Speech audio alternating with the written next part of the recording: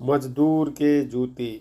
एक बार एक शिक्षक संपन्न परिवार से संबंध रखने वाले एक युवा शिष्य के साथ कहीं टहलने निकले।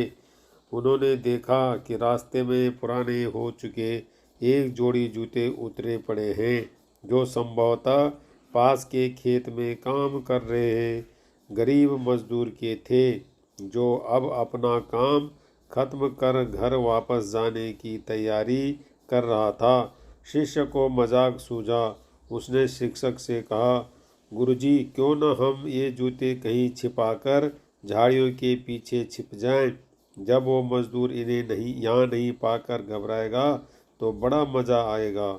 शिक्षक गंभीरता से बोले, किसी गरीब के साथ इस तरह का भद्दा मजाक करना ठीक नहीं है। क्यों न हम इन जूतों में कुछ सिक्के डाल दें और छिप कर देखें कि इसका मजदूर पर क्या प्रभाव पड़ता है। शिष्य ने ऐसा ही किया और दोनों पास की झाड़ियों में छुप गए। मजदूर जल्द ही अपना काम खत्म कर जूतों की जगह पर आ गया। उसने जैसे ही एक पैर जूते में डाले, उसे किसी कठोर चीज़ का आभास हुआ। उसने जल्दी से जूते हाथ में लिए और देखा कि अंदर कुछ सिक्के पड़े थे। उसे बड़ा आश्चर्य हुआ और वो सिक्के हाथ में लेकर बड़े गौर से उन्हें पलट पलट कर देखने लगा। फिर वह इधर उधर देखने लगा। दूर दूर तक कोई नज़र नहीं आया तो उसने सिक्के अपनी जेब में डाल दिए। अब उसने दूसरा जूता उठाया, उसमें भी सिक्के पड़े थे। मजदूर भाव विभोर हो गया। उसकी आंखों में आंसू आ गए। उसने हाथ जोड़कर ऊपर देखते हुए कहा, हे भगवान, समय पर प्राप्त इस सहायता के लिए उस अनजान सहायक का लाख लाख धन्यवाद।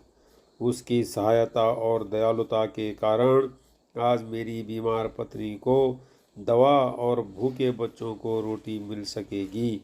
मजदूर की बातें सुन शिष्य की आंखें भर आई। शिक्षक ने शिष्य से कहा, क्या तुम्हारी मजाक वाली बात की अपेक्षा जूते में सिक्का डालने से तुम्हें कम खुशी मिली? शिष्य बोला, आपने आज मुझे जो पाठ पढ़ाया है उसे मैं जीवन भर नहीं भूलूंगा।